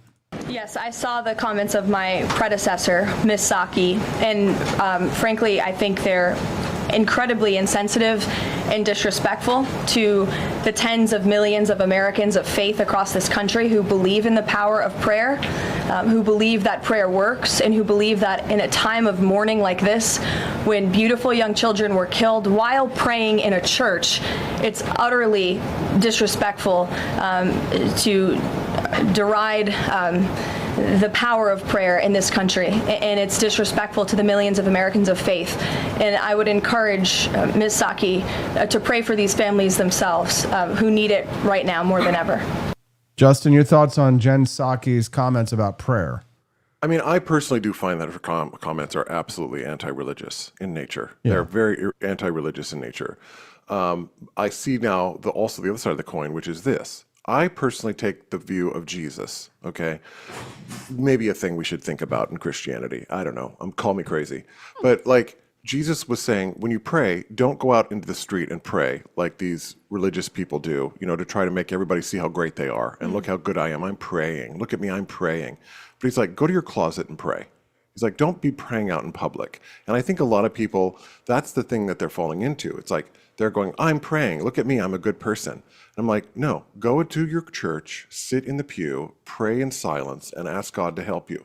Those, to me, are the prayers that God really hears and cares about. Not these public, displays of holiness and sanctity, to look how holy I am. I'm praying for you. I'll pray for you. Or even if you reach out to someone, it's like, do it in private. Go to your closet and pray, just like Jesus said. Stop doing this public prayer things. But no, there is absolutely, it's one of the reasons why I went back to church. I'm not even joking you.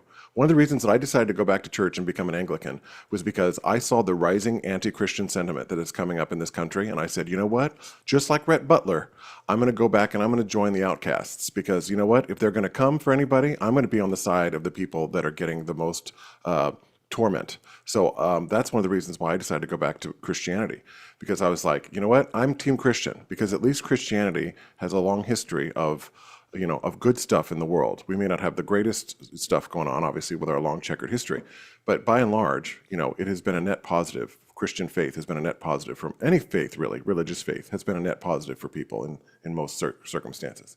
So, the anti-religious stuff, the anti-Christian stuff, because I feel like, if somebody's going to come at me and going to persecute me, I'll be like, well, our Constitution says you can't, critique me because it's against my religion.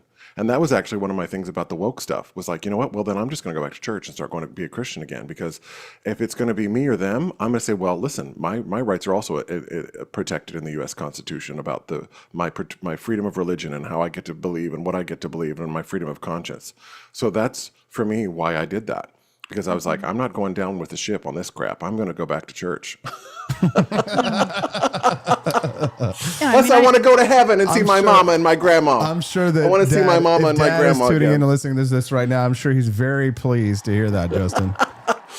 And I'm not a very religious person, but I do believe in the power of energy. And I think when people are spreading positive energy, even in the form of prayers, that's contagious and you can feel it and absorb it, because I'll always remember. I always go back to this. When my mom was diagnosed with cancer, I remember I told Austin, because he was doing a phone banking call that day, and I told Austin about my mom's diagnosis. And then on his live stream that day, he was asking everyone, for thoughts and prayers, for me and my mom. And on that day, I just remember how uplifted we felt, just hearing that people are thinking of us and praying for us. And so I truly do believe in the power of prayer, even though, again, I'm not a super religious person myself, but there's something there. There's some sort of energy there that you do feel. So it's good. Well, and I also think, like, for a Christian, I can't speak for other religions because I'm not in those faith traditions. But when you're a Christian, if you really feel into your faith, you have a very, very intimate relationship with Jesus, right? That's the whole thing. That Jesus is the gateway to heaven, right? And a Christian praying for someone is invoking their greatest love for someone's hurt, for someone's pain. Yeah. There's a closing prayer every day in the daily office of the Anglican Church, which goes back centuries, which is that praying for all sorts and conditions of men, right? That you're asking for intercession in other people's lives, whether that's in their mind, whether that's in their body, or whether that's in their estate, right? Mm-hmm.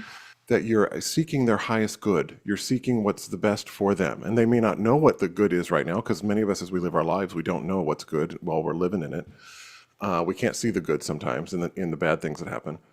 But you're asking. It's a loving thing to do. It's a very loving thing to do, and to reject love in the universe in any capacity in which it's given, to me, is a great offense against whatever higher power you believe in. It's an offense against goodness. It's an offense against kindness and love for your neighbor. I think it's I think it offends. If there's something holy, I think it's offensive to that holy spiritual being. Yeah. Those are my feelings. No, completely agree. Welcome to the Wake Up America show. Let's reset. I'm Austin Petersen. In case people are just tuning in, that's my wife, Stephanie, and my brother, Justin Petersen. We call it Freedom Family Friday. And for those of you who are regular guests, you already know to click the like button. And for those of you who are new, you must click the follow button so you get a notification whenever we go live, which is every Monday through Friday, 7 to 9 a.m. Central Time here on the Wake Up America show. Real quick word from our sponsor, which is us. We now have a Pineapple Before Party shirt. Check it out.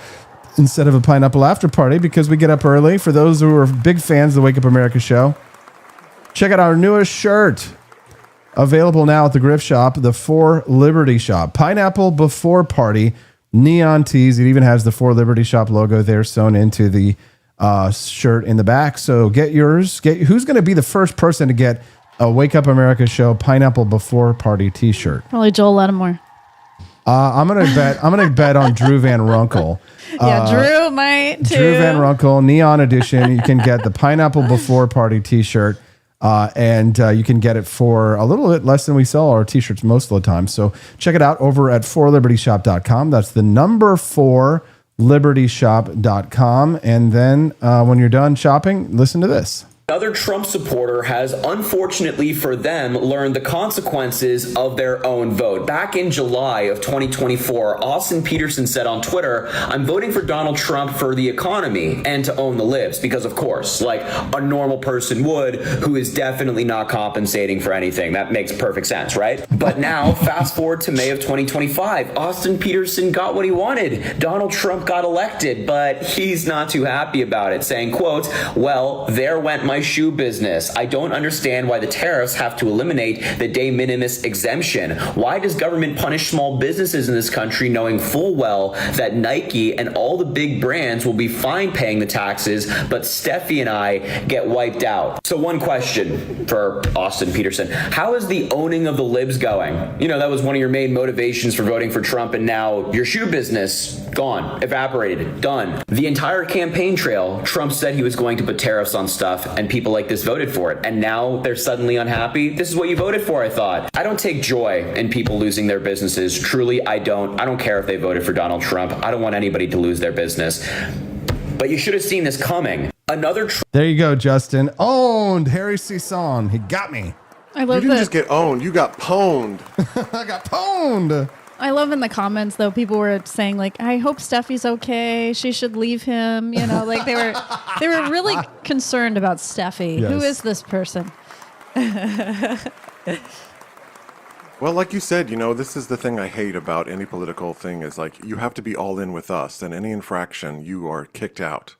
It's like you have to vote for every single thing that this person... Like, people think, okay, I voted for Trump, but do I think I agree with everything Trump does? No rational person would. And like I said on your show a while back, Austin, you're not going to get everything you want in an effing spouse. What makes you think you're going to get it in a president? Yeah, that's like exactly the most intimate relationship of your life. You're not going to get everything you want in another person, but you're going to get it in your president. You're delusional. Well, one of my childhood friends actually responded. She commented on that. She said, "As someone who personally knows Austin, this video made me so happy." She was delighted to see that I was harmed by this. You probably wouldn't remember her. Oh, she doesn't like you? She's a Democrat. Becky, you remember Becky Graw by any chance? Becky? Oh my God. But mildly. We called her Gecky Bra. I don't know. She's kind of a whore, but I mean, Gecky Bra. Wow. Becky. But anyway, so she says, as someone who personally knows Austin, this video made me happy. What a meanie. She's a dumb bitch. I hope you go to your high school reunion and you actually face her. She wouldn't be there. When Austin ran for the Libertarian Party nomination for president, he called Trump a fascist, but that rhetoric doesn't keep his ratings up. Okay, well, he has fascistic elements, but Trumpers are never going to like tune into the Wake Up America show. Like, you don't have we're not the hardcore MAGA crowd because we're not economic illiterates, and we sometimes talk shit about Republicans, and we disagree with Republicans sometimes. It happens. Yeah, you know what? I'm politically non-binary. That's what I tell people all the time. I'm like, I don't do teams, man. I don't do teams. Period. Oh my God, politically non-binary. It's not independent anymore. It's non-binary. What? I'm politically non-binary. I am. Oh my God, what button is that? Oh my God, what's happening? Oh my God, it's Snoop Dogg. Oh, stop it! Hold on, it's not stopping. Oh dear. That's what she said. Wait a minute, hold on. There we go. Okay, wait, no, there we go. All right, stop it. Oops, sorry. That was a little Snoop Dogg gin and juice in the morning. I thought it was like the sound of someone peeing. I think it is actually. Or I'm hoping that they're pouring the gin and juice. It's not. Could be peeing actually. Hold on 1 second. Oh, did he just say that would be peeing right there. Oh my God, Austin, you just reminded me of Adam Sandler's track, "The Longest Pee." Do you remember that track on his album? Yes, He's like, oh man, like he couldn't stop peeing. Oh man, it was. Yes. Well, it's like Austin Powers when he came out of that frozen state. He was peeing and peeing and peeing. That's right. He kept peeing and kept peeing and kept peeing. And then he like gave birth to like mini me from. I remember Dad watching that and screaming, laughing. Oh my God, I love that movie. Love it. Yeah. I loved how everyone seemed to think you put all your eggs in the shoe basket, says Barney Styles. We're talking about tariffs, and we're talking about the de minimis exemption. Essentially, in order for Trump to win their war on corporations like Shein and Temu and Alibaba, Justin, they've eliminated the de minimis exemption, which was any kind of sale overseas that was under $800, which is like us to a large extent. Right. Now we'll have to pay the full price of tariffs rather than having an exemption because we're a small business, very small, and all of our sales are typically under $100 per, unless we get lucky for whatever reason. But your thoughts on tariffs and international trade, Justin, and getting owned or possibly losing our shoe business? I'm not a fan. Not a fan, and I think I would probably align with what you say, because honestly, most of the economic literacy that I've gotten has come from you in the first place. So as you were saying earlier, though, Austin, you and Stephanie both, this idea of people who are jobbers they're anesthetized to the realities of business ownership. They just have they're grunt workers, and I'm sorry to say that, but like they don't have the capacity to understand the regulations, the licensing, the day-to-day, the marketing, the scheduling, the administrative work that goes on, the planning. I mean, and if you own a space, the cleaning, the janitorial services, the overhead that goes on in different places. It's like they just kick their check and they go home,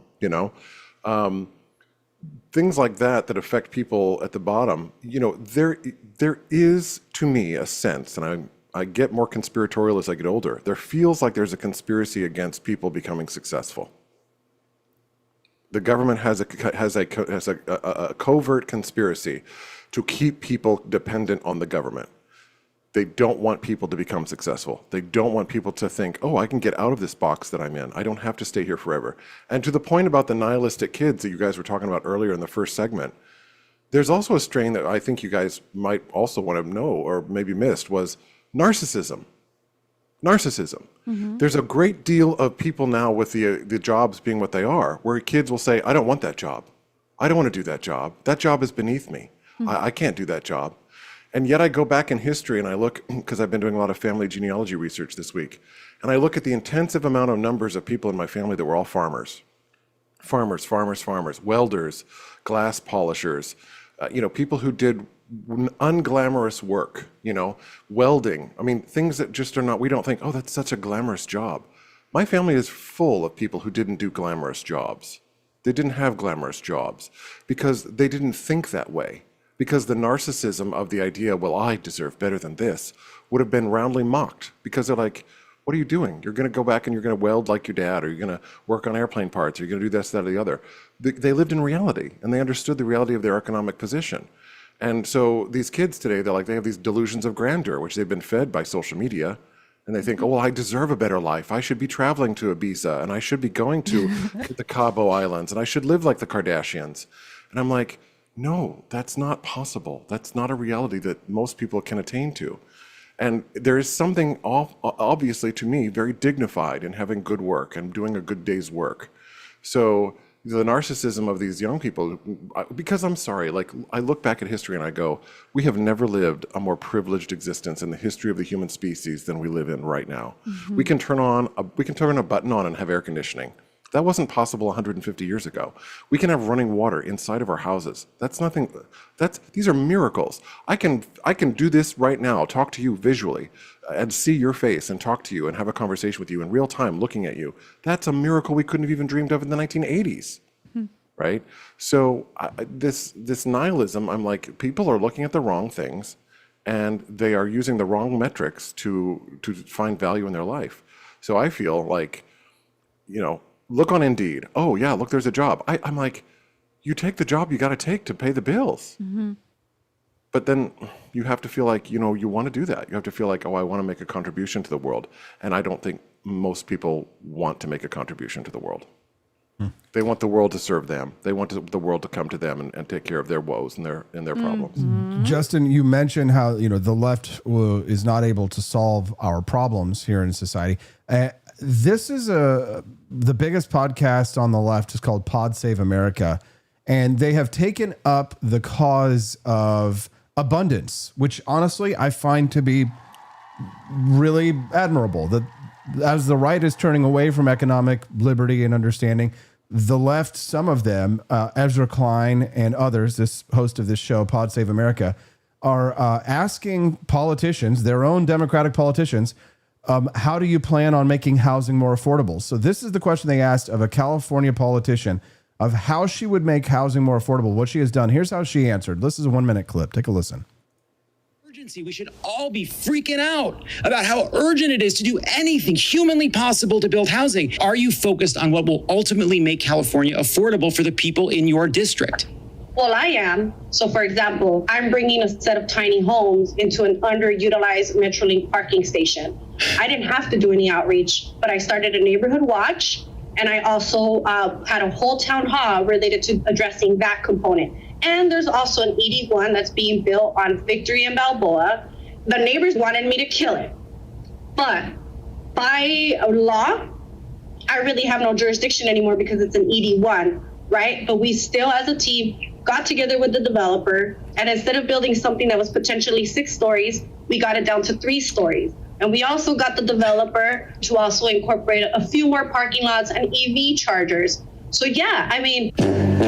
So yeah, Justin, so in order to create more affordable housing, she reduced the size, but forced the developers to reduce the size of the building and put in an electric car charger. Your reaction? Hey, you know what? When government regulation doesn't work, just do more government regulation. Just do more. Do more of the same. That works really well. These people shouldn't be elected to high office at all. Stephanie, your thoughts? In California, forget it. Yeah, I really don't know how an electric charger is saving anybody money. I would imagine those are pretty expensive to install. And then if you're making a building lower, doesn't that mean you'll have less space for people to move in?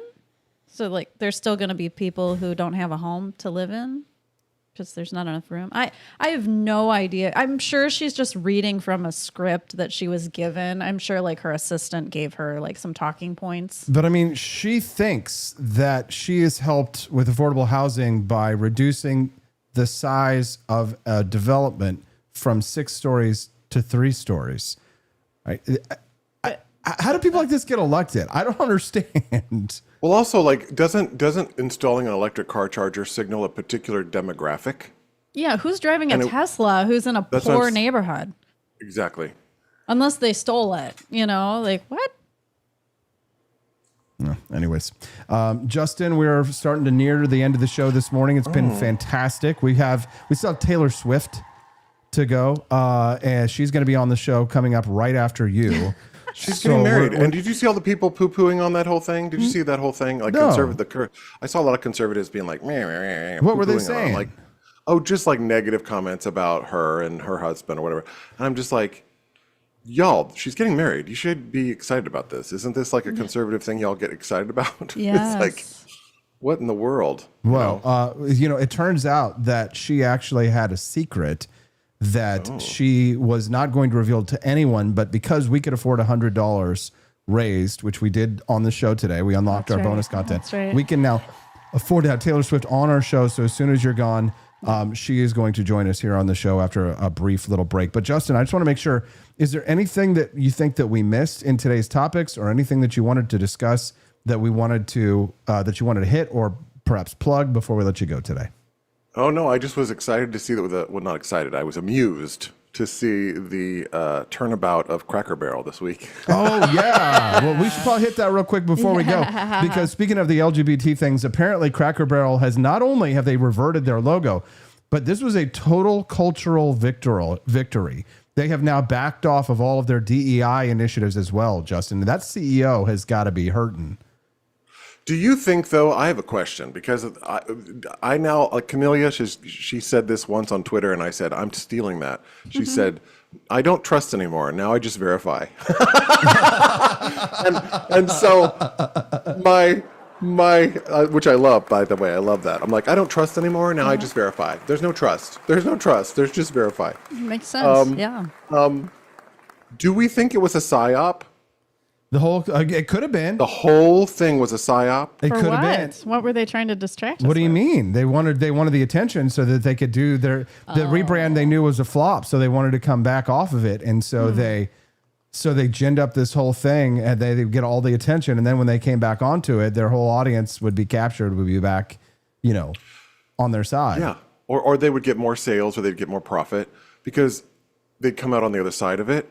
Because I'm thinking, I think you had a guest on who talked about focus groups, right? I don't know if you've ever done focus groups. When I lived in New Jersey, sometimes I would do focus groups to just make a little extra money. And, they'll ask you the most mundane questions about their stupid websites. They'll be like, do you like this color palette or do you like this color palette? And you're like, everyone in the room is like, I like the pink one. And someone will go, I like the gray one. So, Right. it's the most mundane, banal experience you can have. But they're literally asking people all the time about all of the stuff that they're doing. Would this be popular with our guests? Would this be popular with such and such? And for them to roll this thing out and have such a virulent reaction, I'm just like, where were their focus groups, man? Where were their groups to test these things with marketing companies? Because that's what they do. These multi-billion-dollar companies, they test this stuff. It's like, even if they change plates or stuff, they'd say, do you like these plates better or do you like these plates better? And then they do soft rollouts. So I think this thing, I don't know, my conspiratorial brain is tingling and saying, maybe this was all just a giant psyop. It could be because I've really been craving Cracker Barrel this whole week. And, I've been wanting to go visit. It worked. I want to go to our local Cracker Barrel in Columbia just so that I can see if they've changed their decor, if the sign is different, if the food is different. It makes you curious. Yes. It works. I think you're onto something. I think you're onto something. Just I think like you're onto something. Yes. Yeah, Well, I'm not on something. I'm onto something. Yeah. Well, speaking of, we are on to something. We are going to be the first to break news on this show today when Taylor Swift joins us here in about 5 minutes. Justin, where can people follow you online?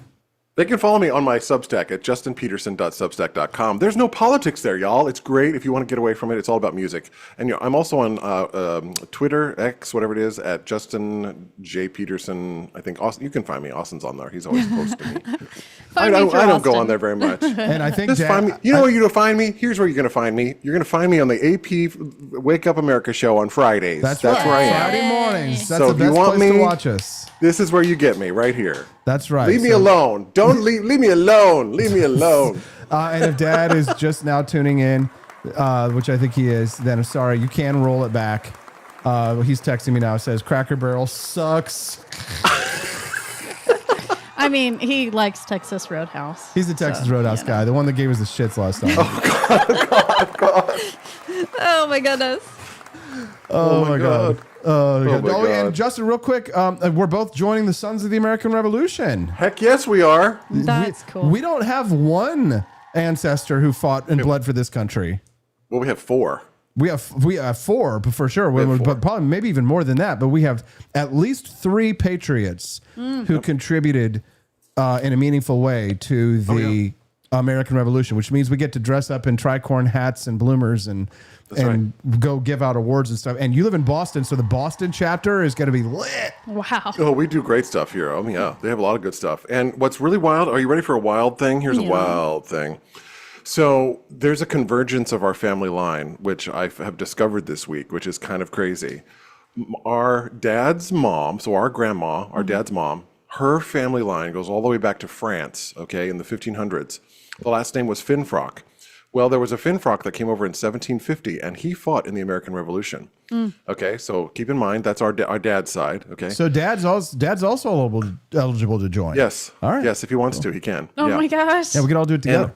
On our mom's side, we have a family, a great-grandfather, or a grandfather times 5, so great-grandfather times 5, who also was an American patriot in the American Revolution. Now, here's where it gets wild. The Petersen Finfrock ancestor and the Babylon Magnus ancestor, the Wade ancestor, were both at the surrender of Cornwallis in 1781. In October of 1781. So they were both present at that event and yet did not know each other, but they were both there. Two ancestors together. And then At the same place. And then there was like a third one that it's a little disputed about whether or not they like supplied beef to the American Revolution. What is that one, a real guy quick? named Miller. Yeah, he just supplied beef to the American soldiers. So he just, and they said, thanks for your patriotic service for giving us beef so we can eat. So he was, he gave his services there. And Wade was from Virginia. Isaac Wade was from Virginia. Bedford, which is gorgeous, and I'm going to have to go because I've decided he need to go visit.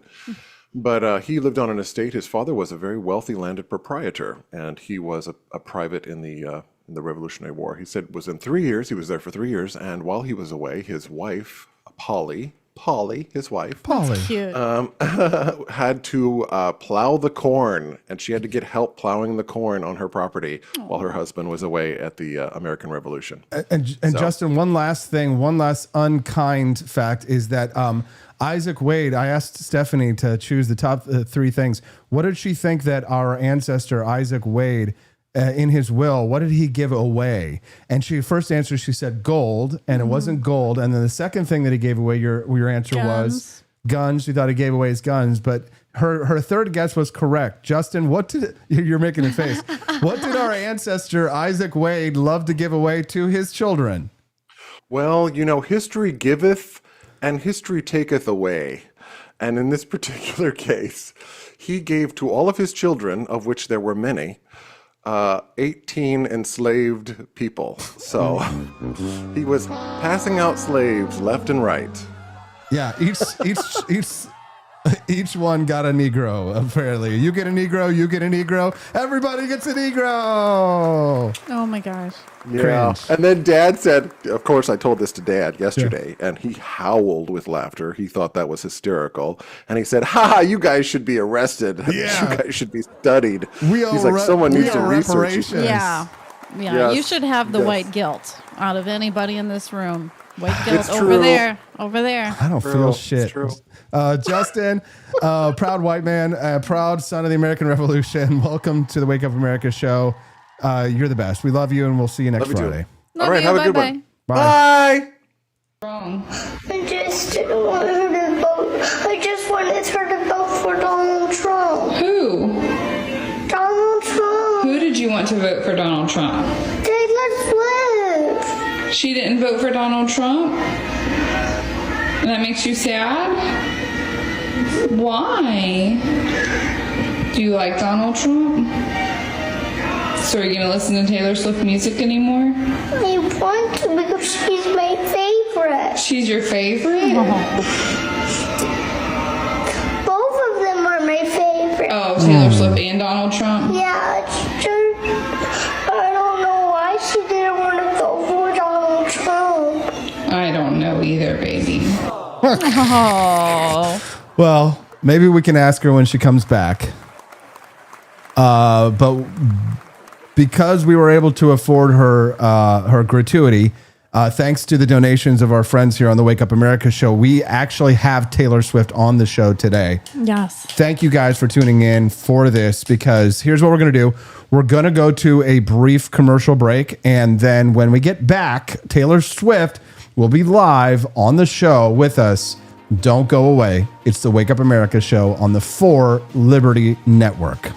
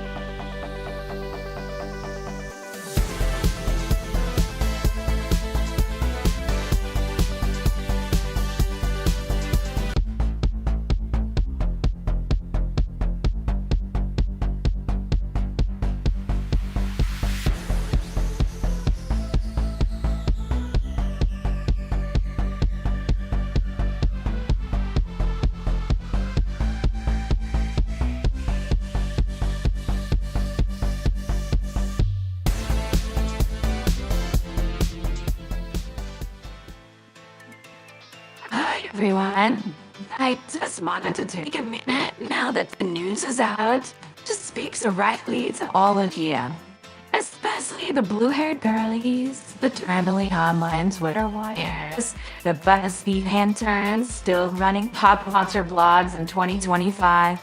You know who you are. Yes, it's true. Travis and I are engaged. And I just want to say something from the bottom of my heart. I'm done. I'm done pretending, done performing. And no, I don't mean performing on stage. I mean performing for you. You liberal bitches wanted me to be your avatar, your bisexual icon, your feminist general, your high-earning, cat-owning girl boss who would never need a man, never cook a meal, and died clutching a Grammy and a Youngie egg. But I have some devastating news. I was never that girl. I was never on your side. I was never one of you. I was a spy, a double agent, a secret traditionalist in skinny jeans and wings eyeliner. You didn't see it, but the signs were there the whole time.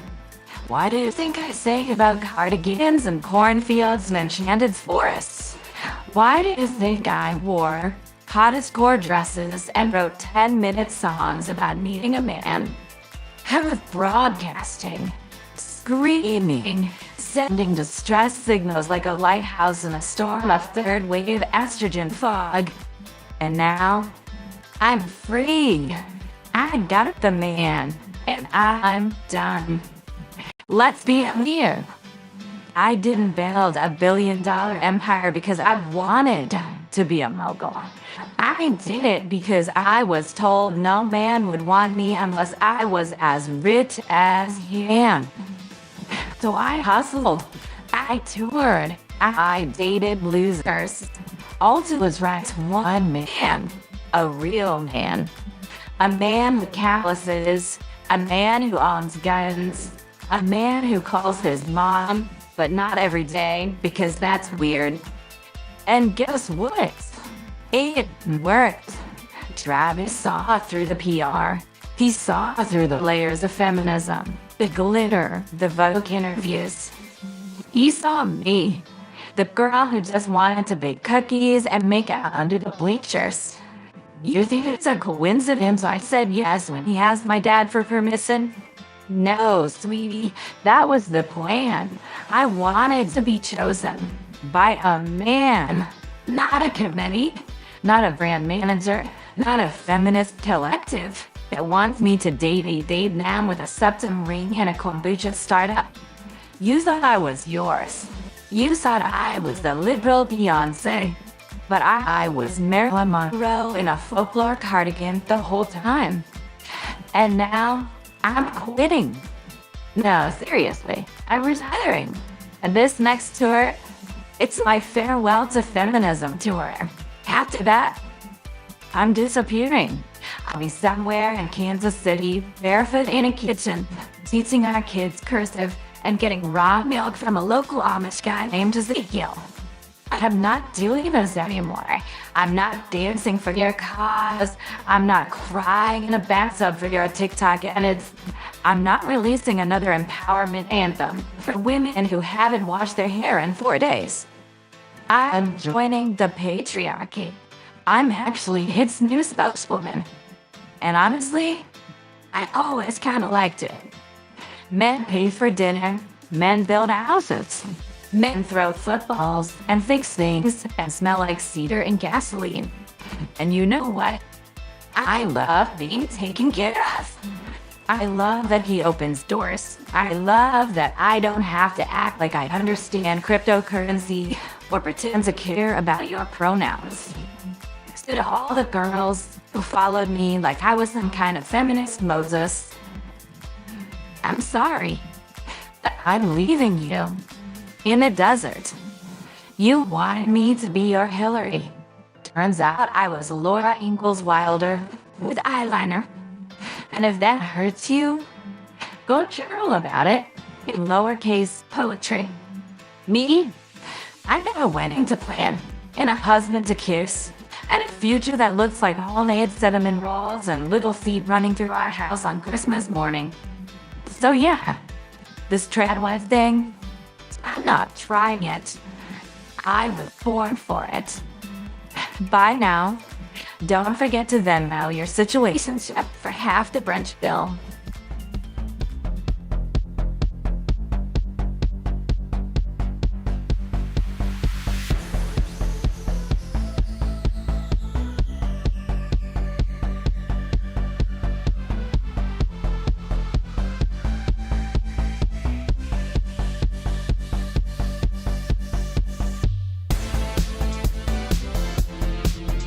Taylor Swift, ladies and gentlemen, that was amazing. Stephanie, wow. Can you believe that we got her on the show today? I know. Crazy. I'm definitely a fan of Taylor Swift. Wow. Well, who would have known that she was desperately wanting to be a traditional housewife this whole time? That was all an act. I mean, like I said, I like her country style because that's where she really showed her true conservative roots. You know, she was like, she made a song called Love Story. Marry me, Juliet, you never have to be alone. I love you, and that's all I really know. You know, she loved love.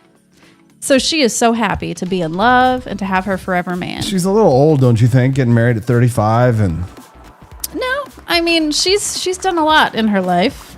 I don't know how old Travis is, but she's ready to settle down now. Good to know. I think they both are. Well, it's good to hear. Well, we're glad that we had her on the show today, and it was courtesy of our friends, people like Y2 Joe. It's the 3-year anniversary of the Wake Up America show today. Labor Day weekend, we are out for 3 days. Oh, we got to do a giveaway. We have a giveaway to be giving away.